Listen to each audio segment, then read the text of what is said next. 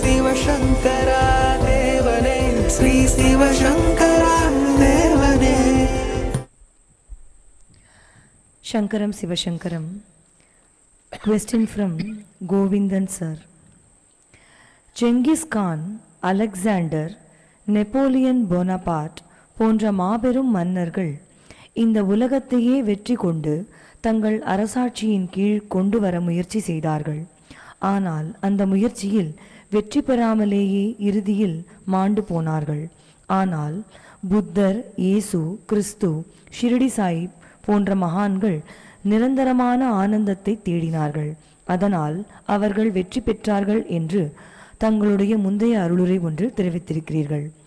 கௌதம புத்தர், இயேசு கிறிஸ்து, ஷிரடி சாயி, வள்ளலார், பூண்டி மகான், காஞ்சி பெரியவர் போன்ற எத்தனையோ மாபெரும் மகான்கள் தங்களுடைய அவதார நோக்கத்தில் வெற்றி பெற முடியவில்லை என்ற மிகுந்த மன உளைச்சலில்தான் இறுதியில் இந்த உலக வாழ்வை முடித்தார்கள்.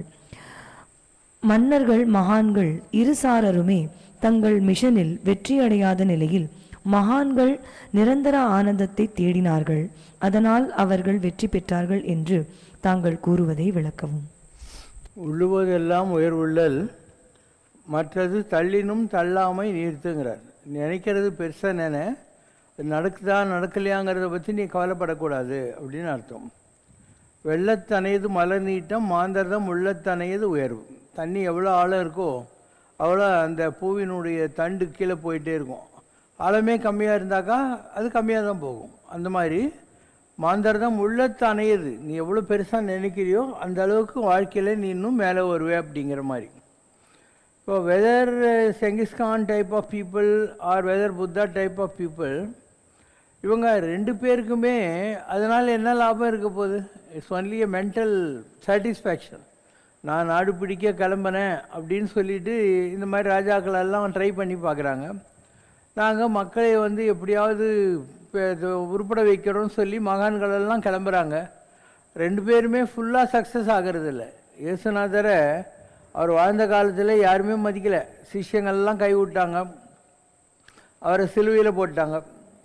அதுக்கப்புறம் 400 வருஷம் கழித்து தான் கிறிஸ்துவ மதம் உலகத்தில் கொஞ்சம் கொஞ்சமாக வேறுபன்ற ஆரம்பித்தது. புத்தர் அவர் வாழ்ந்த காலத்திலேயே அவருடைய மிஷன் ஃபெயில் ஆயிடுச்சுன்னு அவர் தெரிஞ்சுக்கிட்டார். அதனால் லோகம் சூன்யமயம், லோகம் சீனமயம்ன்றார். உலகம் பூரா சூன்யம் தான், இதில் துக்கத்தை தவிர ஒன்றுமே கிடையாதுன்னு. அந்த நேரம் பார்த்து ஒரு வயசான அம்மா அவருக்கு விஷம் கலந்த உணவை எதிரிகள் தூண்டுதலால் கொண்டாடுறாங்க. அவருக்கு தெரியும் அதில் விஷயம் இருக்குது. இந்த உலகத்துக்கு நம்ம வயசு என்னத்தை கண்டோம், குச்சி இதையே கடவுளுடைய சங்கல்பமாக செத்து போகலாம் அப்படின்னு. அவருக்கு ஒரு கசின் இருந்தான், தேவதத்தன். அவன் கடைசி காலம் வரைக்கும் புத்தரை நோண்டிக்கினே இருந்தான். புத்தர் சாகிறதுக்கு ஃபியூ வீக்ஸ்க்கு முன்னால் கூட புத்தர்கிட்ட ஒரு பவரும் இல்லை, எல்லோரும் என் பின்னால் வாங்கன்னு சொல்லி எல்லாரையும் கூப்பிட்டுக்கிட்டு போகிறான். போகிற வழியில் பூமி பிளந்து அதுக்குள்ளே எல்லோரும் சம்மதி ஆகிப்படுறாங்க. இல்லைனாக்கா இந்த நாய்ங்கள்லாம் அவர் பின்னால் ஓடிப்பான், தேவதத்து பின்னால். புத்தர் கூடவே இருந்து இவங்க என்னத்தை உருப்பிட்டானுங்க. அதனால் எந்த ஒரு மகான், பரமாச்சாரியார் அவரே கடைசி காலத்தில் என்ன சொன்னார், நான் முதலாதிகார திட்டம், இது திருப்பாவை, திருவம்பாவை பாராயணம், இது மாதிரி எவ்வளோ பிடியரசு திட்டம் என்னென்னு கொண்டேன். எல்லா ஸ்கீமும் என் கண்ணெதிரிலேயே பாலாக போச்சு, விளங்கலை. ஆனால் சமகாலத்தில் வந்த குதிரை ரேஸு, லாட்ரி சீட்டு, இல்லை இந்த மாதிரி சாராய கடைங்கள்லாம் சூப்பராக ஓடின்னு இருக்கு.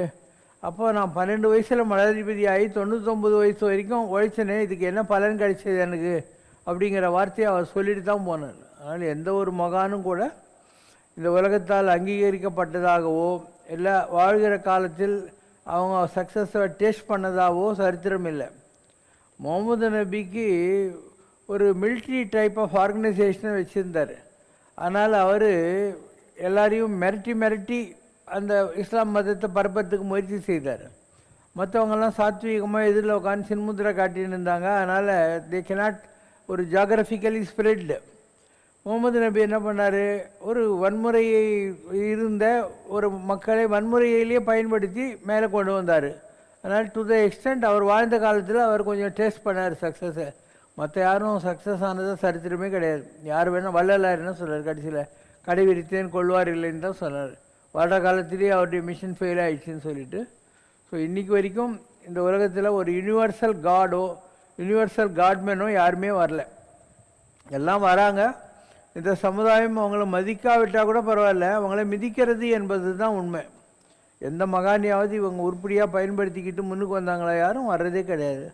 அதனால் இட்ஸ் ஆல் காட்ஸ் வில். வர்றாங்க, ட்ரை பண்ணுறாங்க, முடியல, போயிடுறாங்க, அவ்வளோதான்.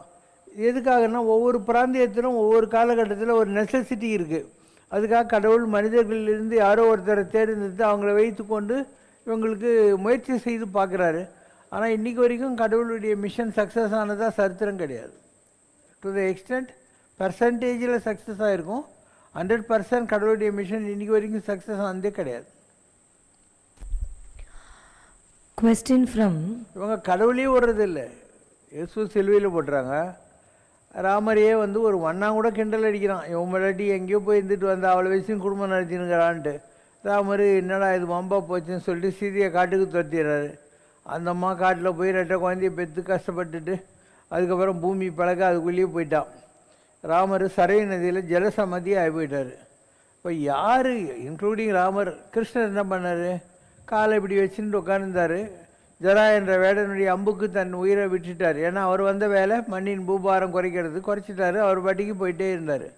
அது மாதிரி even the avatars of God how reconciled to their fate. வந்தோம், ஏதோ முடிஞ்ச வரைக்கும் நம்ம வேலையை செஞ்சோம், நம்ம போகலாங்கிற மாதிரி தான் அவங்கெல்லாம் முயற்சி செய்தாங்க. யாருமே வெற்றி பெறல. வள்ளலார அவர்கிட்ட சம்பளம் வாங்கிட்டு இருந்த ஐரே மதிக்கலை. உனக்கு என்ன தெரியும் பூஜை பற்றி அப்படின்னு சொல்லிட்டான். உலகத்துக்கே பூஜை கற்றுக் கொடுக்குற வள்ளலாருக்கு அவன் சொன்னால் உனக்கு ஒன்றும் தெரியாதுன்னு சொல்லிட்டு. ஸோ ரொம்ப அவர் பாடிய அருட்பாவே கிடையாது, மறுப்பான்னு அவர் மேலே கேஸெல்லாம் போட்டாங்க கடலூர் கோர்ட்டில். இதுக்காக இவனுங்க போய் யாழ்ப்பாணத்திலேருந்து ஆறுமுக நாவலர்னு ஒருத்தரை கூட்டின்னு வந்து அவரை வச்சு கேஸ் போடுறாங்க. இவர் பாடுறது மறுப்பா, இதை வந்து வெளியிடக்கூடாது அப்படின்னு சொல்லிட்டு. அப்போது கோர்ட்டுக்குள்ளே வள்ளலார் வர்றபோது அவர் மேலே கேஸ் போட்ட ஆறுமுக நாவலர்லேருந்து எல்லோரும் எந்திரிச்சு நிற்கிறாங்க. இப்போ ஜட்ஜு சொல்கிறான், எப்போ கேஸ் போட்டவனே தன்னுடைய விரோதியை பாட்டு எந்திரிச்சு நிற்கிறானோ அந்த ஆள் கெட்டவனாக இருக்க முடியாது அப்படின்னு சொல்லி. சேம் திங் கூட ஹேப்பன் டு ஜீசஸ் கூட்டின்னு வராங்க. பொலாந்தியஸ் பைலட்னு ஒரு கவர்னர் இருக்கான். அவன் சொல்கிறான், இவர்கிட்ட எனக்கு ஒன்றும் தப்பு தெரியல, அதனால் நான் இவரை விடுதலை பண்ணிடுறேன் அப்படிங்கிறான். அவன் இல்லை, நீங்கள் கொலை குற்றவாளியாக சிலுவையில் அறையப்பட வேண்டிய பரபாசை விடுதலை செய்யும் இயேசுவை சிலுவையில் போடுங்கன்னு சொன்னாங்க. அதனால் இந்த உலகம் இப்படி தான் இருந்திருக்கு. அவன் பார்த்தான், எனக்கு என்னத்துக்கு இந்த வம்புன்னு சொல்லி கையை கழுவி இந்த பாவம் எந்த கிடையாதுன்ட்டார். இது பாவம் யார் வர சிலுவையில் போட சொன்னாங்க அவங்களுது அப்படின்னு சொல்லிட்டு போயிட்டார். ஸோ எந்த ஒரு மகானும் என்னேம் எனி மகான் I will tell what happened him ultimately இல்லையா, யாரையும் இந்த உலகம் அங்கீகரிச்சது இல்லை. வாழ்கிற காலத்துலேயும் தொந்தரவு கொடுத்துருக்கு, போகிற காலத்துலேயும் தொந்தரவு கொடுத்துருக்கு. ராகவேந்திர சுவாமியினுடைய மந்திராலயம் இருக்கும். அது எல்லாருக்கும் தெரியும். ராகவேந்திரர் நிறைய அதிசயங்களை செஞ்சவர் தான், எல்லாருக்கும் சொல்லி ஜீவசமாதிக்கு போயிருக்காருன்னு. அப்போ மெட்ராஸில் இங்கே ஈஸ்ட் இந்தியா கம்பெனி இருந்தபோது அடோனி டிஸ்ட்ரிக்டில் இருக்கிற ராகவேந்திர மந்திராலயத்தை கவர்மெண்ட் டேக் ஓவர் பண்ணிக்கணுன்ட்டு இங்கேருந்து ஒருத்தனை அனுப்புகிறாங்க. தாமஸ் மான்ரோன்னு பேர். அவன் கிளார்க், அங்கே சூப்பர்வைசர் டைப். அவங்கெல்லாம் சொல்கிறாங்க, எங்கள் சாமி ஜீவசமாதியில் இருக்கார், நீங்கள் அவருடைய பெர்மிஷனோட என்ன வேணால் பண்ணிக்கோங்கன்னு. இவன் இருக்கட்டும்னு சொல்லி ஷூவை கழட்டிட்டு உள்ளே போகிறான். போயிட்டு வந்து அவன் எழுதுகிறான். இந்த கெசட்டில் கூட இன்றைக்கி வரைக்கும் இருக்குது. நான் உள்ளே போனேன், கருப்பாக 70 வயசில் ஒருத்தர் உட்காந்து இருந்தார், அவர் என்கிட்ட பேசினார், அதனால் இந்த இடத்துல ஏதோ ஒரு பவர் இருக்குன்னு நான் நம்புகிறேன், இதை எடுத்துக்க வேணான்னு சொல்லிட்டான். எடுத்துக்க வேணால் எழுதியிருக்கான், கவர்மெண்ட் கெசட்டில் இருக்குது. அந்த புண்ணியத்தில் ஒரு கிளர்க்காக இருந்தவன் பின்னால் கவர்னர் ஜெனரல் ஆகிட்டான். அவனுக்கு அந்த மவுண்ட் ரோட்டில் சென்ட்ரல் ஸ்டேஷன்லேருந்து நீங்கள் எல்ஐசி கிட்ட வர்றபோது ஒரு குதிரை மேலே ஒருத்தன் சிலையில் உட்காந்துக்கிறானே, அவன் தான் தாமஸ் மன்றோ. இல்லைன்னா ராகவேந்திர சமாதி கூட எடுத்துக்கின்னு இருப்பாங்க. ஸோ எல்லா நேரத்துலையும் இதே தான் நடக்குது. திருடி பாபா இருந்தார். இப்போ அவருடைய இதுக்கு வந்து முஸ்லீம்களும் சண்டை போடுறாங்க, இந்துஸும் சண்டை போடுறாங்க. கபீர்தாஸ், இந்துஸ் முஸ்லீம்ஸ் 2 பேரும் சண்டை போடுறாங்க. அவங்க வந்து உள்ளுக்குள்ளே பாடி இல்லாமல் வெறும் ரோஜா பூ வந்ததுன்றதுனால கபீர்தாஸ் தப்பிச்சார். இல்லைன்னா எய்தர் முஸ்லீம்ஸ் ஆர் கிறிஸ்டின்ஸ் அதை எடுத்திருப்பாங்க. ஸோ உலகம் பூராவும் எல்லா காலத்துலேயும் இந்த மாதிரியான விஷயங்கள் தான் நடந்திருக்கு. மகான்களை இவங்க ஏதோ ஒரு ஊறுகாய் மாதிரி, பொரியல் மாதிரி, அப்பளம் மாதிரி யூஸ் பண்ணுறாங்களே தவிர நிஜமாக மகான்களுக்காக உயிர் வாழ்கிறவங்களோ அவங்க சொல்கிறத கேட்டு உருப்படணும்னு நினைக்கிறவங்களோ கிடையவே கிடையாது உலகத்தில். இன்றைக்கி வரைக்கும் இதுதான் உலகத்தினுடைய வெரி சேட் டேல்.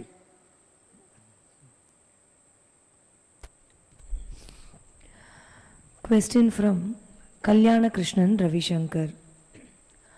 ஆடி அல்லது ஆவணி வளர்பிறை சதுர்த்தியை நாக சதுர்த்தி என்றும், இந்நாளில் விரதம் இருந்து நாகப்பிரதிகளுக்கு பூஜை செய்கின்றனர். இந்த விரதத்தினை நாக சதுர்த்தி விரதம் என்றும் அழைக்கின்றனர். நாகங்கள் தீண்டி இறந்த சகோதரர்களுக்கு உயிர் தர ஒரு பெண் நாகராஜனை வேண்டிக் கொண்டாள் என்றும் கதை உள்ளது. இந்த செய்தி பற்றியும் தாங்கள் அடிக்கடி சத்சங்க அருளுரைகளில் நாகலோகம் சென்று வந்துள்ளதாக குறிப்பிட்டிருக்கிறீர்கள். அந்த அனுபவம் பற்றியும் விளக்கம். நாகலோகம் என்பது ஒரு இடத்துல இல்லை, உலகத்தில் பல இடங்கள்ல இருக்குது. உங்கள் நாகப்பட்டினம் இருக்கு இல்லையா, அது நாகப்பட்டினம், நாகங்களுடைய இடம்தான் அது நாகலோகம்னு சொல்லக்கூடியது. நாகர்கோயில் நாகங்கள் இருக்கக்கூடிய இடம். இன்னும் சொல்லப்போனால் தமிழ்நாட்டில் இருக்கிறவங்களுக்கு பேரே வந்து பாம்புக்கான ஊர்க்காரங்கன்னு அர்த்தம். தெலுங்காரங்களுக்கு தமிழில் என்ன பேர், அரவாள்ளு அப்படின்னு. அரவவாள்ளு, அரவம்னாக்க பாம்பு. ஸோ அரவவாள்னா பாம்பு இருக்கிற ஊருக்கு சொந்தக்காரங்கன்னு அர்த்தம். ஸோ உலகத்தில் பல இடங்களில் இந்த பாம்புகளுடைய லோகம் இருக்குது. கைலாச யாத்திரை போகிறோம், அந்த இடத்துல சிர்கா அப்படின்னு ஒரு இடம் இருக்குது, அங்கே நாகலோகம் இருக்குது. அங்கே தான் நான் கூட போயிட்டு வந்தேன்னு சொன்னேன். அங்கே வந்து நம்ம உலகத்தில் எத்தனை விதமான ஆட்கள் இருக்காங்களோ அத்தனை பேருக்கும் பாம்பு உடம்போட அதே முகத்தோட ஆளுங்க இருக்காங்க. இப்போ உலகத்தில் வந்து ஒரு வெங்கடாஜலபதி இருக்காருன்னு வை, அந்த நாகலோகத்தில் வெங்கடாஜலபதியோட நாமம் போட்ட முகத்தோடையும் பாம்பு உடம்போடையும் ஒரு ஆத்மா இருக்கும். இந்த உலகத்தில் ஒரு குழந்தை இருக்குன்னா அந்த குழந்தை மாதிரி முகத்தோடையும் பாம்பு உடம்போடையும் அங்கேயும் ஒரு குழந்தை இருக்கும். புரியுதவங்களுக்கு? அதனால் உலகம் பூராவும் இந்த மாதிரியான நாகலோகங்கள் இருக்கின்றன. எப்படி உங்கள் பூமின்றது இன்றைக்கி உங்களுக்கு தெரிஞ்சோ தெரியாமையோ ஐரோப்பா, அமெரிக்கா, அர்ஜென்டினா, சவுத் ஆஃப்ரிக்கா இந்த மாதிரி பிரிஞ்சு இருக்கோ, அந்த மாதிரி நாகலோகம் கூட பிரிஞ்சு இருக்கு. ஸோ அர்ஜுனனும் கிருஷ்ணனும் வந்து ராஜசூய யாகத்துக்காக போகிறாங்க. அப்போ பப்ருவாகனன்னு சொல்லி ஒருத்தங்கிட்ட அர்ஜுனன் சண்டை போடுறான். அந்த பப்ருவாகனன் தன் மகனே அவனுக்கு தெரியாது. ஏன்னா இவன் அமெரிக்காவுக்கு முதல்ல போயிருந்த போது அங்கே ஒருத்தி இருந்தா நாகராஜகுமாரி, அவள் பேர் உலுப்பி. அவள் கூட அர்ஜுனன் குடும்பம் நடத்தி அவளுக்கு பிறந்தவன் தான் இவன். ஸோ இவனுக்கு தன் பிள்ளைன்னே தெரியாது. ஸோ குதிரையை எடுத்துக்கிட்டு இவங்க அஸ்வமே யாகத்துக்கு போகிற போது பிள்ளையே சண்டை போட்டு கொண்டு போடுறான். அப்போ ஒலிப்பி வந்து ஐயோ பாவி உன் பிள்ளையே கொண்டுட்டியாடா அப்படின்னு சொல்லி அவன் நாகலோகத்துக்கு போயிட்டு அங்கேருந்து அந்த ஆத்மாவை கொண்டாந்து காப்பாற்றினான்றோம். இப்படி எத்தனையோ புராணங்கள் நீங்கள் பார்க்கலாம். இந்த உலகத்தில் யாராவது இறந்து போயிருப்பாங்க, அவங்களுடைய ஆத்மா என்பது நாகலோகத்தில் இருக்கும். அங்கே அஞ்சலி தேவி மாதிரி யாராவது போயிட்டு அங்கே கடலை தாண்டி முதல்ல வாயில தப்பிச்சு மரத்து வேற பூச்சி இறங்கி என்னென்னலாம் பண்ணுவாங்கல்ல சினிமாவில், மணாலனே மங்கையின் பாக்கியம், கணவனே கண் கண்ட தெய்வம், இந்த மாதிரிலாம் இருக்கு இல்லையா, அந்த மாதிரி போகிறாங்க. ஏன் அந்த மாதிரி அப்படின்னா, இப்போ நீங்கள்லாம் கூட அந்த பாம்போட எனர்ஜி தான் வச்சுருக்கீங்க. உங்கள் முதுகு தண்டு இருக்கு இல்லையா, அது பாம்பு தான். குண்டலினி என்று நீங்கள் எதை சொல்கிறீர்களோ உங்கள் யோக சாஸ்திரத்தில் அது நம்முடைய முதுகு தண்டில் இருக்கிறது தான். அதனால் உலகத்தில் மனிதர்கள் கூட அதே பாம்பினுடைய ஒரு எனர்ஜியை தங்களுக்குள்ளேயும் வச்சுன்னு இருக்காங்க. இப்போ அந்த படம் இங்கே இல்லை, இல்லைன்னா நான் கைலாசத்தை காட்டியிருக்கேன் ஜனங்களுக்கு. அந்த கைலாசத்தில் யாக்குன்ற ஒரு இது இருக்கு இல்லையா, எருது, அது மேலே வந்து அம்பாள் உக்காந்துருப்பாள். அவள் தலையில் கிரீடம் இருக்கும், வலது கையில் கிளி இருக்கும், அண்ட் புடவை தலைப்பெல்லாம் இருக்கும். பக்கத்தில் சிங்கம் இருக்கும், அதுக்கு பக்கத்தில் சிவபெருமான் உட்காந்துருப்பார், அவர் தலையில் பெற இருக்கும். அம்பாளுக்கு பக்கத்தில் ஒரு பாம்பு உட்காந்துன்னு இருக்கும். அதுதான் நாகசுப்ராயுடு அப்படின்றது, நாகசுப்பிரமணியன் அப்படின்னு பேர். அதுக்கு கீழே பார்த்தா 2 மயில் இருக்கும் இன்வெர்டடாக. அந்த 2 மயில் வள்ளி தேவியான. அப்புறம் ஒரு மணி இருக்கும், அதுக்கு கைலாசத்தில் இருக்கிற மணி, அது கண்டாபரணன் பேர்.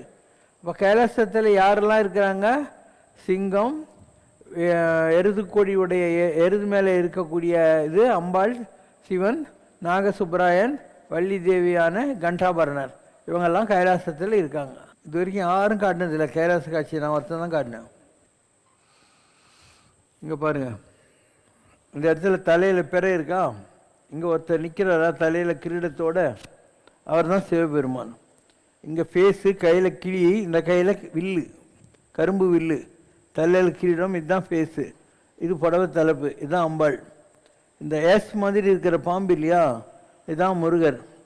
இப்படி தலைகீழ பார்த்தீங்கன்னாக்கா 2 மயில் இருக்கும், இந்த மயில் தான் வள்ளி தேவியான. இப்படி பார்த்தீங்கன்னா ஒரு மணி இருக்கும், அந்த மணி தான் கைலாசத்தில் இருக்கிற கண்டாபரணர். உண்மையாக சேலஞ்ச் பண்ணுறேன், உலகத்திலே இதை முதல்ல காட்டினவன் நான் ஒருத்தந்தான்.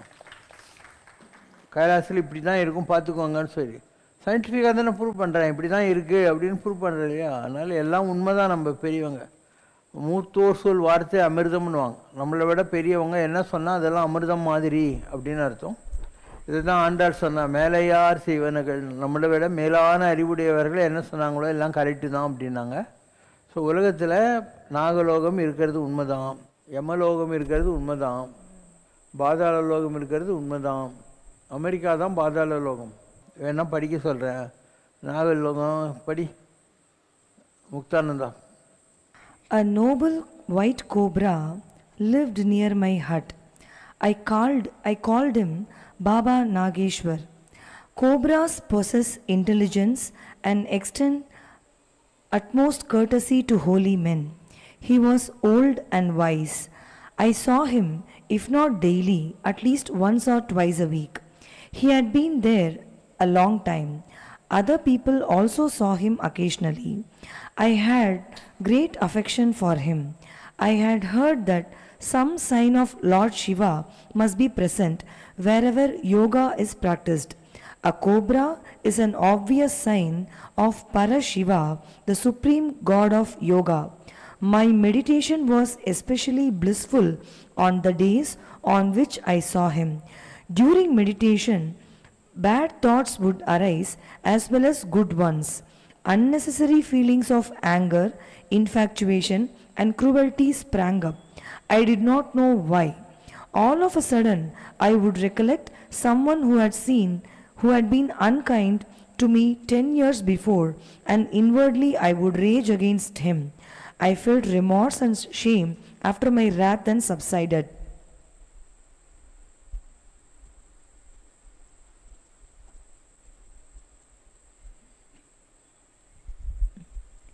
Three or 4 days after the snake bite, I visited Nagaloka, the world of cobras. Cobras and more cobras all around. They gleamed with a blue luster.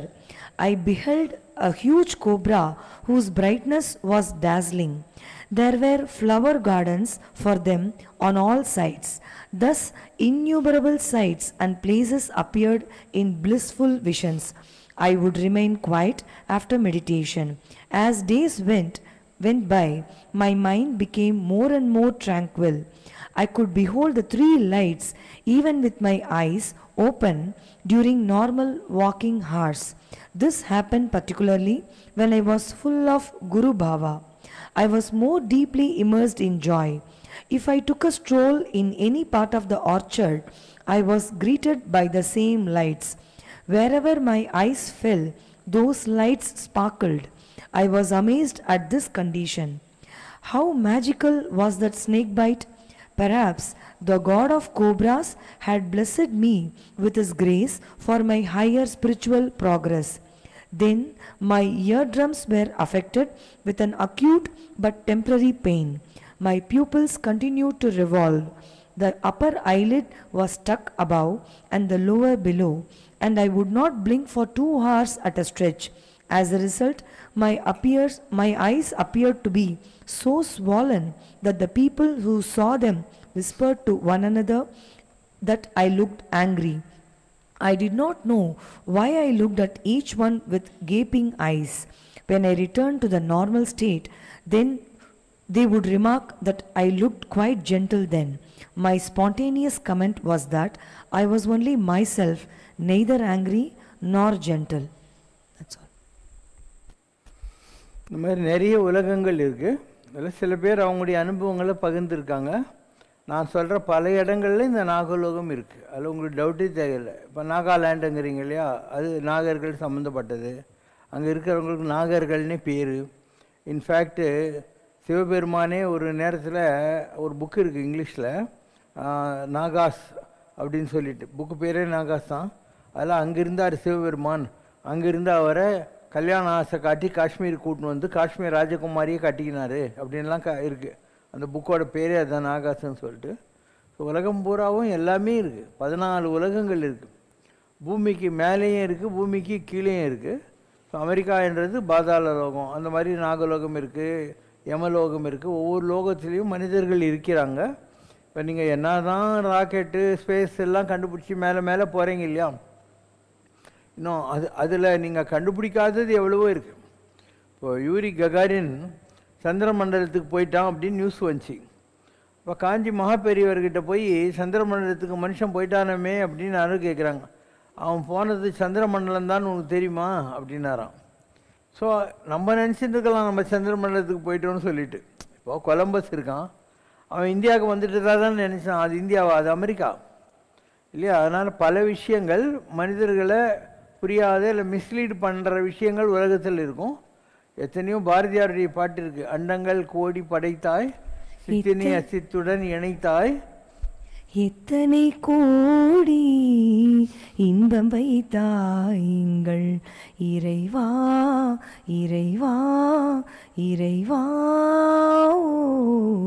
சித்தினை அசித்துடன் இணைத்தாய் அங்கு.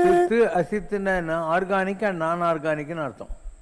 சேருமை பூதத்து வியனுலகமை தாய், அத்தனை உலகமும் வர்ண களஞ்சியம் ஆக பல பல நல் உணர்வுகள் அமைத்தாய் முக்தி. நீங்கெல்லாம் ஆஸ்திரியாவுக்கு போகிறீங்க.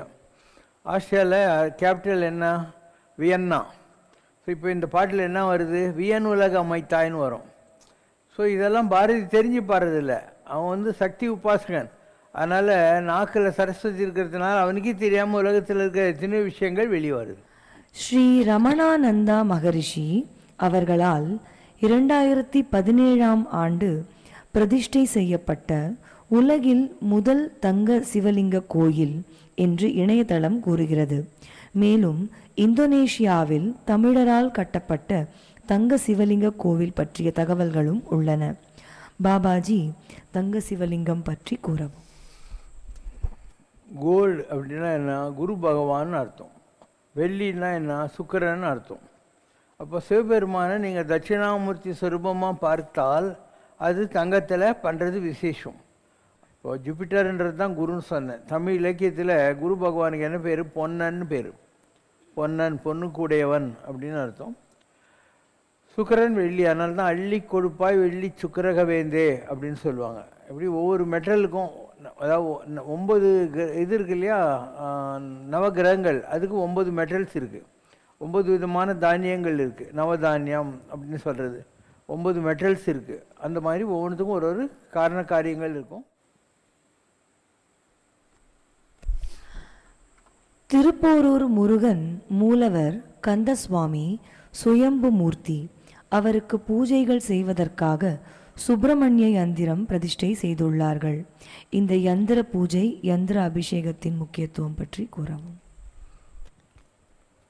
அது மண்ணுக்கு அடியில் புதைஞ்சிருந்தது. இன்றைக்கி நீங்கள் திருப்போரூர் கோயிலில் பார்க்கறது மரம், அதாவது ஒரிஜினல்.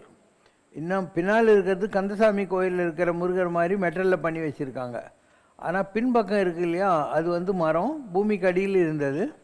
அதை ஒரு பெரிய மகானுக்கு கனவுல காட்சி கொடுத்து தோண்ட வச்சு அதை சிதம்பர தேசிகர்னு பேர் அவருக்கு. ஸோ அந்த இடத்துல பரிசு அப்படி தான் ஆச்சு. அதுக்கு எதிரில் ஒரு மலை மாதிரி இருக்கு இல்லையா, அங்கே அந்த மகானுடைய கோயிலெல்லாம் கூட இருக்குது. யார் அதை பரிசு பண்ணாரோ அவருடைய கோயில் இருக்குது. ஸோ ஏதுபிழை செய்தாலும் ஏழையேன் பாலிறங்கி தீதுபிழை புரியாத தெய்வமே திருப்போரூர் முருகனே அப்படின்வாங்க. எவ்வளோதான் நான் தப்பு தண்டா பண்ணாலையும் எனக்கு நீ கெட்டது பண்ணாமல் இருக்கியா, ரொம்ப தேங்க்ஸ் முருகான்னு அர்த்தம் அதுக்கு. ஸோ மண்ணுக்கடியில் இருந்து எடுத்து அவங்க அதை பரிசு பண்ணாங்க. அது மரத்தினால் ஆனது. திருச்செங்கோட்டில் இருக்கு இல்லையா, அதுவும் மரத்தினால் ஆனது. திருச்செங்கோட்டில் அர்த்தநாரீஸ்வரர் இல்லையா, அது மரத்தினால். நம்புற மாதிரி இருக்கா பாரு, அவ்வளோ அழகாக பாதி சிவன் பாதி சக்தி எல்லாம் சேர்ந்து திருச்செங்கோட்டில் இருக்கிற செங்கோட்டு வேலன் எப்படி இருக்கார் பார்த்தியா, அந்த மாதிரி. ஸோ பல இடங்களில் மரத்தினால் வந்திருக்கு. பெரிய உனக்கு ஆராய்ச்சி தேவைண்ணா. மெட்ராஸில் அண்ணாதுரை சிலை இருக்குது இல்லையா, அதுக்கு பக்கத்தில் கவர்மெண்ட் எஸ்டேட் இருக்குது. அங்கே ஒரு பிள்ளையார் இருக்கார். அந்த பிள்ளையார் மரத்தில் தானாகவே தோன்றி பெருசானார். அப்படியே அந்த 50-60 வருஷத்தில் அவர் எப்படி பெருசாகின்னு போனார்னு ஃபோட்டோ எடுத்து அந்த இடத்துல வரிசையாக மாட்டி வச்சுருப்பாங்க. இன்றைக்கி ஒரு 4-5 அடி உயரத்தில் மரத்தில் அப்படியே பிள்ளையார் உட்காந்து இருப்பார் அந்த இடத்துல. அதே மாதிரி சிருங்கேரி மடத்தில் ஒரு சாமியார் இருந்தார், நரசிம்ம பாரதின்னு. அவர் ஒரு நாள் ஒரு மஞ்சள் பிள்ளையார் இல்லையா, அதை தன்னுடைய ரூமுக்குள்ளே நுழையிற போது நிலப்படியில் இப்படி அப்பிட்டு உள்ளே போனார். கொஞ்ச நாளில் அவர் அப்பிட்டு போன அந்த மஞ்சள் வந்து பிள்ளையாராகவே ஆயிடுச்சு. இன்னைக்கு கூட நீங்கள் போன திருங்கேரி மடத்தில் பார்க்கலாம், அந்த ரூமுக்குள்ளே போகிறதுக்கு முன்னாடி இருக்கும். அதாவது நாட் மெயின் டெம்பிள், அதுக்கு பக்கத்தில் அந்த மடாதிபதிகளுடைய இதெல்லாம் இருக்கு இல்லையா, அந்த இடத்துல ஒரு ரூம் வாசப்படியிலேயே அந்த மாதிரி இருக்கும். அதனால் வாழ்க்கை என்பது என்ன, எண்ணங்கள். ஒரு பெரிய மகான்கள் அவங்களுடைய எண்ணத்தில் எதை நினச்சா அது மெட்டீரியலைஸ் ஆகுது. அந்த மாதிரி தான் பல இடங்களில் வர்றது. அப்போ இந்த மரத்தில் வர்ற சாமிங்கள்லாம் எப்படி வருதுன்னா, அந்த இடத்துல பூமியில் யாரையோ அடக்கம் பண்ணியிருப்பாங்க. பூமிக்கு அடியில் ஒரு பெரிய மகான், அவர் முருகரை பூஜை பண்ணவர், இல்லை பிள்ளையாரை பூஜை பண்ணவர், சிவனை பூஜை பண்ணவர், ஏதோ ஒரு கணக்கு இருக்கும். அவங்க ஒடுங்கியிருப்பாங்க.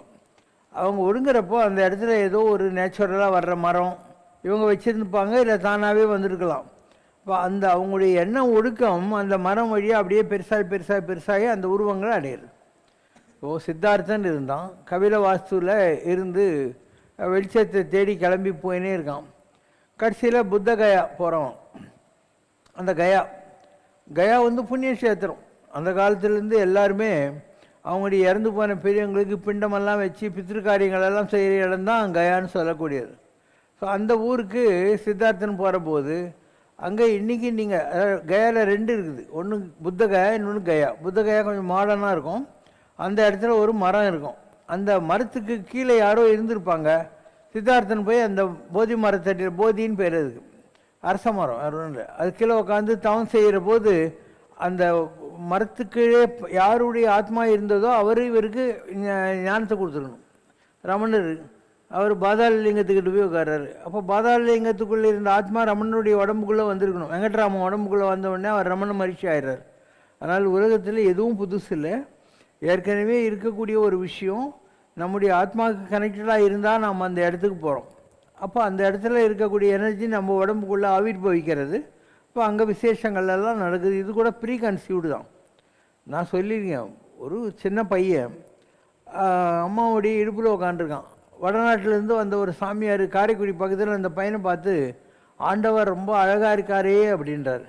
அன்னிலேருந்து அந்த சின்ன பையனை எல்லாரும் ஆண்டவர்னு கூப்பிட ஆரம்பிக்கிறாங்க.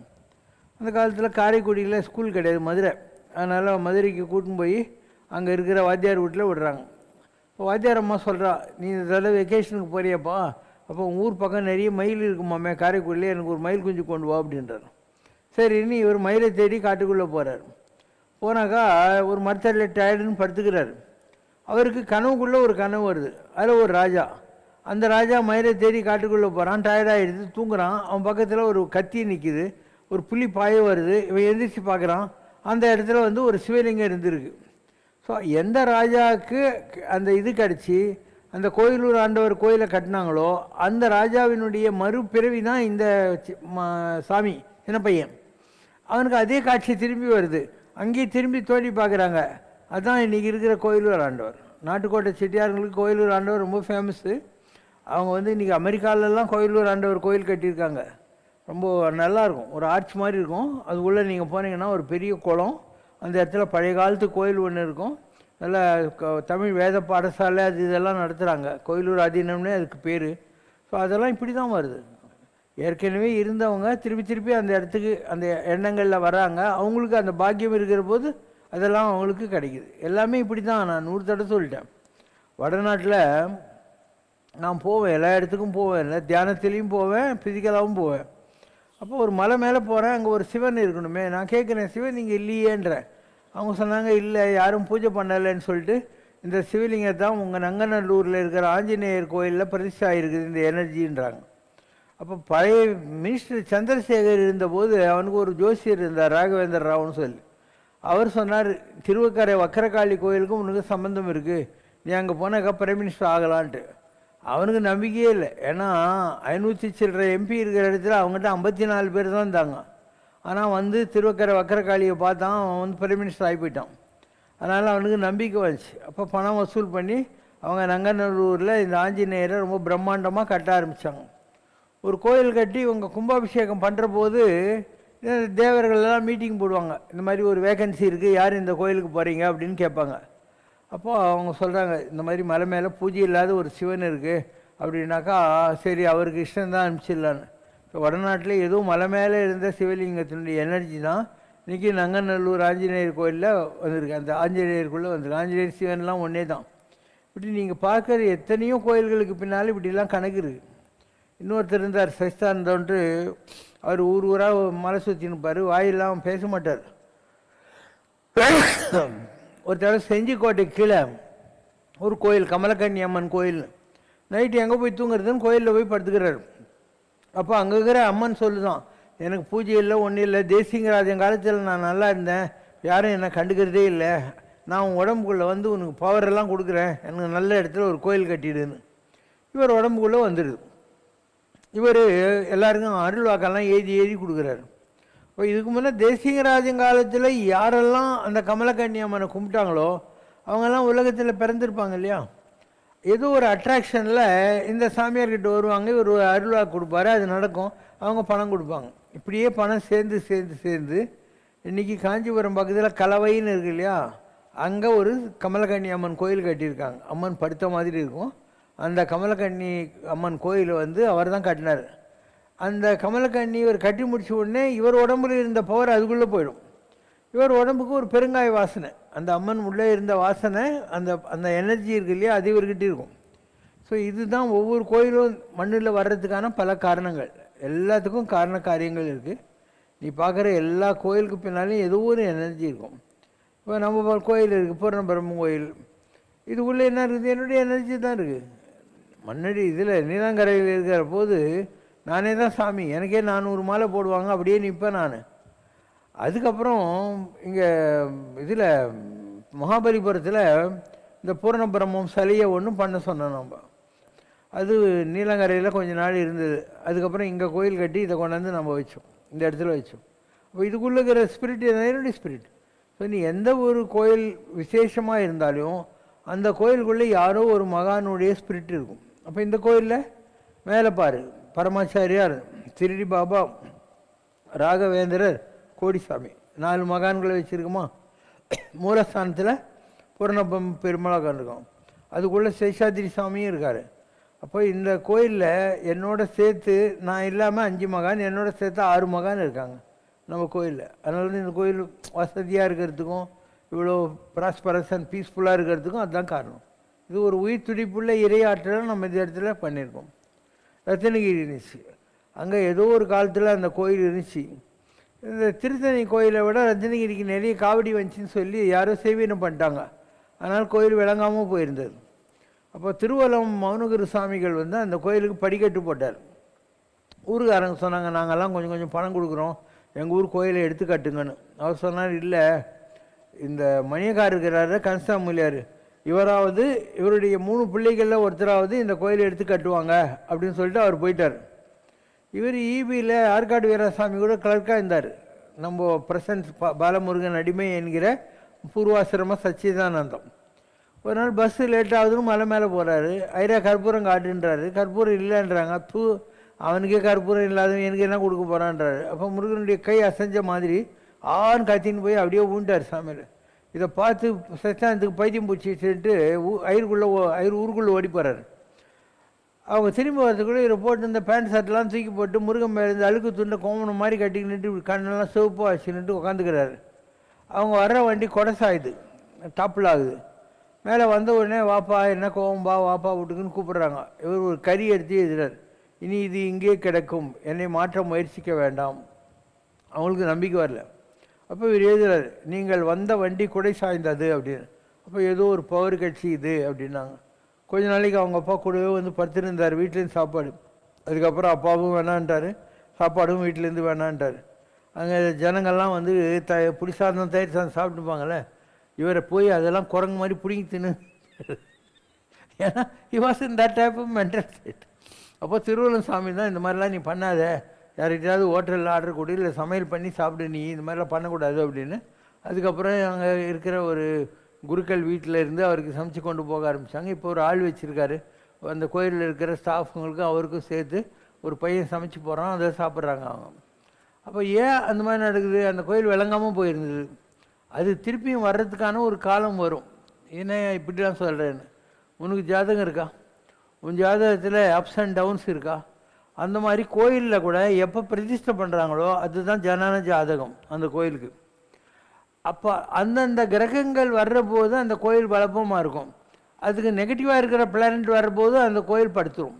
இதுதான் கோயில்களுக்கு கூட வந்து ஜாதகம் இருக்குன்றதுக்கு ஒரு ப்ரூஃபு.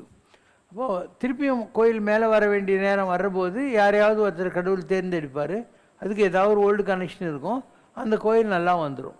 இன்றைக்கி ரத்தனகிரியில் போன நேரம் பாரு, சாமிக்கு எல்லா நகையும் இருக்குது, வைரக்கிரீடம் இருக்குது, தங்கத்தேர் இருக்குது, மரத்தேர் இருக்குது, வெள்ளித்தேர் இருக்குது, ஸ்கூல் இருக்குது, ஒரு ஆஸ்பத்திரி இருக்குது, எல்லாமே பண்ணிட்டாரு. ஆறுமுக தெப்பக்குளம் பண்ணி பெரிய தெப்பக்குளம் 6 மூலையில் 6 முருகன் உட்கார வச்சுருக்காரு. இதெல்லாம் சாதாரணமாக ஒரு எலக்ட்ரிசிட்டி போர்டு கிளர்க்கு 10ஆம் கிளாஸ் 12ஆம் கிளாஸ் படித்தால் பண்ணுற வேலையை அணியாக சொல்லு. எனர்ஜி அதுக்குள்ளே வரணும். அப்போ இதெல்லாம் நடக்கும். அது மாதிரி தான் யாராக இருந்தாலும் இந்த உலகத்தில் நீ ஒரு துட்டு ₹1,00,000 பேங்கில் வச்சுன்னு இருப்ப, ஆனால் கடைசி வரைக்கும் வாடகை வீட்டில் தான் இந்த சாவை. உனக்கு சொந்த வீடு வர்றதுன்னா உன் ஜாதகத்தில் செவ்வாய் நல்லா இருந்தால் தான் சொந்த வீடு அமையும். இல்லைன்னா சத்தாரி உங்கள்கிட்ட துட்டு இருந்தால் கூட நீ வீடு கிட்டெல்லாம் கட்டவே மாட்டேன் எந்த காலத்துலையும். அந்த மாதிரி தான் கோயில் கூட. கோயில் கட்டுறதுக்கும் ஒரு புண்ணியம் வேணும். யார் கட்டுறானோ அந்த கோயில் கட்டுறதுக்கு இல்லை அந்த கமிட்டியில் இருக்கிறவங்களுக்கு ஏதோ ஒரு காரண காரியம் இருக்கும். அப்படி தான் இதெல்லாம் நடக்கிறது. அப்படி இருந்தாக்கா எத்தனை தடைகள் இருந்தாலையும் அதெல்லாம் மீறி அந்த கோயில் வந்துடும். அந்த கோயில் டெஃபினட்டாக வர்றதுக்கு வாய்ப்புகள் இருக்குது. எல்லா கோயிலும் அப்படி வர்றது தான். நீ பார்க்குற எல்லா கோயிலும் அதுக்கு ஏதோ ஒரு இன்டர் கனெக்டட் ஆத்மாங்க பழைய ஆளுங்க இருப்பாங்க. அவங்க அந்த கோயிலுக்கு ஏதோ ஒரு வகையில் இன்வால்வ் ஆகிட்டு அதை எடுத்து கட்டுவாங்க. ஜனங்க அங்கே போவாங்க. அவங்களும் அங்கே இதுக்கு முன்னே கனெக்டடாக இருந்தவங்க தான். அவங்கெல்லாம் கொஞ்சம் கொஞ்சம் பணம் கொடுப்பாங்க, அதை வச்சு அப்படி கட்டிடுவாங்க. எல்லா கோயிலுக்கு பின்னாலேயும் ஒரு ஆன்சிடோட்னுவாங்க, ஒரு ரீவைண்டு ஃபாஸ்ட் ஃபார்வேர்டு ரீப்ளே இருக்கும். இல்லைன்னா கட்டவே முடியாது, யாராலையும் கோயிலெலாம் கட்ட முடியாது. ஒரு வீடு கட்டுறதுக்கு ரூல்ஸ் இருக்குது. வாகனத்தில் போகிறது, நீ வந்து 1000 ரூபாய் கொடுத்து டூரிஸ்ட் காரில் போவேன், ஆனால் சொந்த வண்டி ஒரு ஸ்கூட்டரோ ஒரு சைக்கிளோ ஒரு காரோ வரணுன்னா அது கூட வாகன யோகம்னு பேர். வீட்டுக்கு ஒரு யோகம் இருக்குது. நல்லா ட்ரெஸ் பண்ணுறது இல்லை, நிறைய பணக்காரர் இருப்பான், அவனுக்கு ட்ரெஸ் பண்ணவே தெரியாது, பிச்சைக்காரனாட்டும் ட்ரெஸ் பண்ணின்னு இருப்பான் அழுக்கழுக்கா. அப்போ நல்லா ட்ரெஸ் பண்ணுறாங்க இல்லையா, அதுக்கெல்லாம் கூட ஒரு காரண காரியம் இருக்கும். எல்லாத்துக்கும் யோகம் இருக்குது. தன கனக வஸ்து வாகனன் 16 வகையான செல்வங்கள் இருக்குது உலகத்தில். நீ பண்ண பூஜைக்கு ஏற்ற மாதிரி உன்னுடைய பூர்வ புண்ணியத்துக்கு ஏற்ற மாதிரி உனக்கு கிடைக்கும். இதுக்கு முன்னே கூட நான் சொல்லியிருக்கேன்.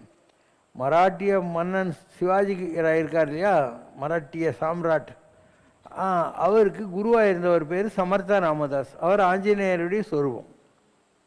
அவருக்கு சிஷ்யங்கள்லாம் தாங்க. அந்த சிஷ்யங்கள்லாம் தாடி வச்சுக்கின்னுட்டு காவி கட்டின்னு அப்படி சுற்றிக்கின்னு இருப்பாங்க. அவர் கூட ஒருத்தர் இருப்பார், அவர் பேர் ரங்கநாத கோஸ்வாமி. அவர் மாத்திரம் காதில் வைரக்கழுக்கன் போட்டுன்ட்டு பட்டு பீதாம்பரம்லாம் போட்டுன்னு அப்படியே மாப்பிள்ளை மாதிரி வருவார். மற்ற சிஷ்யங்கள்லாம் போய் குருக்கிட்ட சொல்கிறாங்க, நாங்கள்லாம் எப்படி இருக்கோம், அவன் பாருங்கள் எப்படி இருக்கான் அப்படின்னு. வடவா அப்படியா பண்ணுறோம், நாளை காத்தால் அவனை கோமணம் கட்டி நடுரோட்டில் உட்கார சொன்னேன்னு சொல்லுங்கன்ட்டு. குரு சொல்லிட்டார்ல அப்படின்னு அவன் கோமணம் கட்டி நடுரோட்டில் போய் உட்காந்துக்கிறான். இது ஒரு சிப்பாய் பார்த்துட்டு சிவாஜி மகாராஜ்கிட்ட போய் சொல்கிறான். சிவாஜி என்ன ஆச்சுன்னு சொல்லிட்டு ஒரு தட்டில் பட்டு பீதாம்பரம்லாம் எடுத்துன்னுட்டு வர்றான். அவங்க கூட சிப்பாய்கள் ரத கஜ துறக்க பദ്ധதியெல்லாம் வந்துடுது. 2 சிம்மாசனம் வந்துடுது. சிவாஜி இவர் ஒரு சிம்மாசனத்தை உட்கார வைக்கிறான், தான் ஒரு சிம்மாசனத்தில் உட்காந்துக்கிறான், இவர் பட்டெல்லாம் போட்டு உட்காந்துக்கிறாரு. படைகள் எல்லாம் கூட்டு நிற்குது. தூரத்தில் குரு சொல்கிறாங்க, என்ன கூட்டமாக போய் பாட்டுவாங்கன்ட்டு. நாங்கள் அக்கிரமம், அவனை நாங்கள் கோமணம் கட்டி உட்கார வச்சோம், இப்போ சிவாஜி அவனுக்கு சிம்மாசனம் போட்டு விசிறி நிற்கிறாரு, அவன் பட்டு பீதாம்பரம் எல்லாம் போட்டுன்னு உட்காந்துக்கிறான். அப்போ குரு சிரிச்சினே சொன்னாரான், அவன் ஜாதகம் எப்படி இது பாரு, நீ கோமணம் கட்டி உட்கார வச்சா கூட ராஜா விசிற அளவுக்கு அவனுக்கு ஜாதகம் இருக்குது அப்படின்னா. இந்த மாதிரி இன்னொருத்தர் இருந்தான் ராமானுஜர் காலத்தில். அவன் பேர் பிள்ளை உறங்கா வெளிதாசன். அவன் மந்திரியாக இருந்தான் ஒரே ஊரில், இதில் திருச்சியில். ராமானுஜர் ஒரு நாள் துணியெல்லாம் காய போடுறாங்க இல்லையா அந்த இதில் காவிரியில், அந்த காட்சியில் ஒரு சிஷ்யன் ஒரு காட்சி பார்க்குறாரு. ஒருத்தன் என்ன பண்ணுறான், தன் தோல் மேல் இந்த சால்வையை விரிக்கிறான். அந்த கொடை இல்லையா அதை பிடிச்சிக்கிறான். அவன் பொண்டாட்டியாக அந்த சால்வை மேல் நடக்கிறான். அவள் கையில் கொடையை கொடுத்துட்டு இதை புரட்டி போடுறான், அது மேலே நடக்கிறான். இவர் என்னையா பண்ணுறேன்னாரு, உலகத்திலே என் பொண்டாட்டி தான் அழகு, அதனால் நான் அவளுக்கு வெயில் படாத கூட்டின்னு போகிறேன். என்னன்னா ஒரு பைத்தியக்காரனகிரியா, இதை விட அழகான ஒரு ஆள் உலகத்தில் இருக்குது, நான் காட்டுறேன் வா அப்படின்னு. யாரும் இருக்க முடியாதுண்ணா. நேராக அவனை கூட்டின்னு போகிறார் ஸ்ரீரங்கநாதர் கோயிலுக்கு. ஸ்ரீரங்கத்தில் பார்க்குறான், பச்சைமா மலை போல் மேனி பவளவாய் கமல செங்கன் அச்சுதா அமரரேரே. பார்த்த உடனே இதை விட அழகு உலகத்தில் இல்லவே இல்லை, அண்டர்கோன் அடியரங்கனை கண்ட கண்கள் வேறொன்றை காணாவே. ரங்கநாதனை பார்த்த கண்ணில் வேறு இதையும் இனிமேல் பார்க்கறது இல்லை அப்படின்னு மந்திரி வேலையெல்லாம் விட்டுவிட்டு அவனும் அவன் பொண்டாட்டி பொண்ணு தாயும் நேராக ராமானுஜர்கிட்ட சிஷ்யராக வந்துடுறாங்க. இந்த சிஷ்ய கோடிங்களுக்கெல்லாம் வந்து பொறாமை. யாரோ பணக்காரன் வந்த உடனே நம்மளெல்லாம் கண்டுக்கிறது இல்லை குரு அப்படின்னு. ராமானுஜர் என்ன பண்ணுறாரு, ஒரு ஆளை கூப்பிட்டு அவங்கெல்லாம் குளிச்சிருக்காங்க, துணி காய போட்டுக்கிறாங்கல்ல, எல்லாத்தையும் நல்லா கிழிச்சிட்டு வந்தாங்க. அவங்க வச்சுருந்த டவலுக்கு எல்லாம் கிழிச்சிட்டு வந்துடுறாங்க. அவங்க வந்து ஐயோ இருந்ததே எங்ககிட்ட இந்த துண்டு தான் கோமணம் தான், இதையும் இப்படி பாவி பண்ணிட்டாரு, மண்ணை வாரி அள்ளி அவன் நாசமாக போக ராமானுஜர் ஒன்றும் தெரியாத மாதிரி இருக்கிறாரு. அவங்கெல்லாம் வந்த உடனே, அப்பா எனக்கு ஒரு சின்ன வேலை, நீ உறையூருக்கு போனேன் அந்த பிள்ளை உரங்கா வெள்ளிதாசன் அனுப்பிச்சிட்டு அவங்க ஒய்ஃப் போன உடனே ஒரு 2 ஸ்டேஷனுக்கு கூப்பிட்றாரு. இன்றைக்கி நைட்டு அவள் தனியாக இருப்பாள், அவங்க ஹஸ்பண்டை நான் உறையூருக்கு அனுப்பிச்சிட்டேன், அவள் காலில் 2 வயிறை தோடுக்குது, அதை திருடின்னு வந்துடுங்க. இவங்க நம்ம குரு நிஜமாகவே ஃப்ராடு தான் அப்படின்னு கன்ஃபார்ம் ஆகி போச்சு. நைட்டு போய் திருடுறதுக்கு போகிறாங்க. போனால் ஒரு காதில் எது கட்டிடுறாங்க. அப்படி பார்க்குறா, நாமும் போட்ட மூஞ்சிங்க தெரியுது. ஐயோ பாவம் வைஷ்ணவர்களாச்சேன்னு இப்படி புரண்டு போடுக்கிறா. அவங்க அவளுக்கு முழிப்பு வந்துச்சுன்னு ஓடி வந்துடுறாங்க. மறுநாள் ராமானுஜர்கிட்ட அவன் வரான், பிள்ளைவரங்கா வெள்ளிதாசன். சாமி இந்த பாதைக்கு கூட நான் இனிமேல் குடும்பமே நடத்த மாட்டேன் அப்படின்னு. ஏன் என்ன ஆச்சுன்னு, யாரோ வைஷ்ணவங்க அவங்களுக்கு என்ன கஷ்டமோ அவங்க திருடுறதுக்கு வந்திருக்காங்க, இவ புரண்டு படுத்துறதுனால தானே அவங்க 2வது தோடு திருடல, அதனால் இவ எனக்கு வேணான்னாலாம். அப்போ ராமானுஜர் அவங்கள தான் கூப்பிட்டாரான். நீங்கள்லாம் கீழ கோமணத்துக்கு திட்டுறீங்க, அவன் பாரு ஒரு வைரத்தோடு எடுத்துக்கும் போலையே வைஷ்ணவ நாமம் போட்டவன் சொல்லி கேட்குறான், இப்போ தெரியுதா யாருக்கு பக்குவம் அதிகமாக இருக்குன்னு ராமானுஜர் சொல்வார். இந்த மாதிரி எல்லாத்துக்கும் காரண காரியங்கள் இருக்கும் உலகத்தில். நான் சொன்ன ரங்கநாத கோஸ்வாமி கதையை பாரு, ராமானுஜர்கிட்ட இந்த பிள்ளை உரங்கா வெள்ளிதாசனை பாரு, எல்லாருடைய வாழ்க்கையிலையும் எத்தனையோ விதமான இந்த அனுபவங்கள், அவங்க ஏன் அந்த நிலைக்கு உயர்த்தப்பட்டார்கள் என்பதற்கான அனுபவங்கள் இருக்கும். கடவுள் ஒன்றும் சும்மா யாரையும் சாமியாரெலாம் ஆக்கிட மாட்டான். இவன் அயோக்கியனாக இருந்து அந்த கெட்டு போகாமல் இருந்தான்னா இவன் நல்லா வந்துடுவான். நெருப்பாற்றின் மேல் கட்டிய மயிர்பாலம்னு வாங்க. நெருப்பில் ஒரு ஆறு ஓடுது, அதுக்கு மேலே தலை முடியல ஒரு பிரிட்ஜு கட்டிட்டு அது மேலே நடக்கணும், எப்போ பொசுக்கணும்னு தெரியாது. அந்த மாதிரி தான் இந்த ஆன்மீகம். ஞானம் கிடைக்கும், உனக்கு பழைய வாசனைகள் இருந்தால் சாமியார் ஆகலாம். நீ ஜாகிரதையாக இருந்தேயானாக்கா முறுப்பிட்டுருவேன். நீ இந்த உலகம் மாயையில் மாட்டிக்கிற இல்லையா, பெண் பொன் மண் இதிலெல்லாம் மாட்டிக்கிறனாக்கா நீ அடுத்தடிக்கு போக மாட்டேன். குன்றின் அணையாரும் குன்றுவர் குன்றி அணைய செய்ய. நீ மலை மாதிரி தவம் வச்சுருந்தாலும் குந்துமணி அளவு தப்பு பண்ணியன்னா ட்ராயிங் தான். தலையில் இழிந்த மயிரணையர் மாந்ததம் நிலையில் இழிந்த கடை. தலையில் இருக்கிற வரைக்கும் அதுக்கு ஷாம்பு கண்டிஷ்னரு கலரு எல்லாம் போட்டு சும்மா ஜம்முன்னு பார்பர் ஷாப்பில் இப்போல்லாம் வந்து 1500 ரூபா வாங்குறான். அதுக்கெல்லாம் அது கீழே வந்துச்சுன்னா தொடர்ந்து தள்ளி விட்டுருவாங்க. தலையின் இழிந்த கீழே விழுந்த மயிரணையர் மாந்ததம் நிலையில் இழிந்த கடை. உலகத்தில் நீ பார்க்குற எல்லா சாமியாருங்களும் வந்து தவமுடையவர்கள் தான். தவமும் தவமுடையாருக்கே யாம், அது ஒன்று சந்தேகம் தேவையில்லை. ஆனால் அந்த வசதி, அந்த மடாதிபதிக்குள்ள பாம் ஷோ, விஐபிஸ் எல்லாம் நம்மளை வந்து பார்க்குறாங்கங்கிற ஒரு ஃபால்ஸ் ஈகோ எல்லாம் வந்துச்சுன்னா இவனுங்க நடிக்க ஆரம்பிச்சிடுறாங்க. நிஜமான ஒரு ஆன்மீக தாகம் போய் ஒரு நடிப்பு, அதில் வரக்கூடிய வசதிகள், இதை வச்சுட்டு வாழ்க்கையில் இது பண்ணணுங்கிற மாதிரி வராங்க. இதுதான் கெட்டு போகிறதுக்கான காரணம். நாதவிந்து கலாதி நமோ நம வேத மந்திர ஸ்வரூபா நமோ நம ஞான பண்டித சாமி நமோ நம விருகோடி நாம சம்பு குமார நமோ நம போகாந்தரி பாலா நமோ நம நாகபந்த மயூரா நமோ நம பரசூர சேததண்ட வினோதா நமோ நம கீத கிங்கிணி பாதா நமோ நம வீர சம்பிரம வீரா நமோ நம गिरिराज दीपमंगल ज्योति नमो नमः तूयंगल लीला नमो नमः देव कुंजरी आगा नमो नमः वरदारा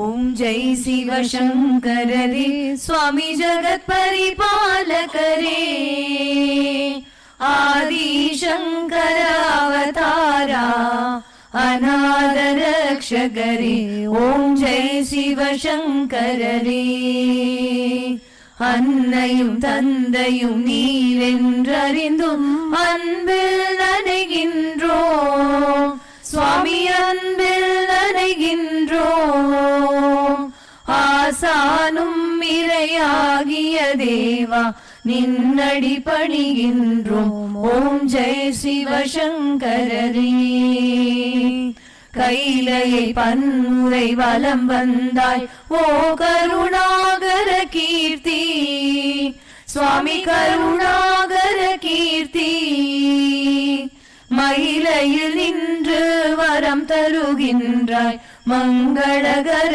மூர்த்தி ஓம் ஜெய சிவசங்கரரே ஆனந்த சாகரம் தனிலம்மையாழ்த்தும் அற்புத அருள் ஜோதி சுவாமி அற்புத அருள் ஜோதி ஆரத்தி செய்து பாடி மகிழ்ந்தோம் அருள்வாய் பரஞ்சோதி ஓம் ஜெய சிவசங்கரரே நாராயண நாராயண ஓம் சத்யநாராயண நாராயண நாராயண ஓம் நாராயண நாராயண ஓம் சத்யநாராயண நாராயண ஓம் சத்யநாராயண நாராயண ஓம் ஓம் ஜெய சிவசங்கரரே குறை ஒன்றுமில்லை மறைமூர்த்தி கண்ணா குறை ஒன்றும் இல்லை கண்ணா குறை ஒன்றுமில்லை கோவிந்தா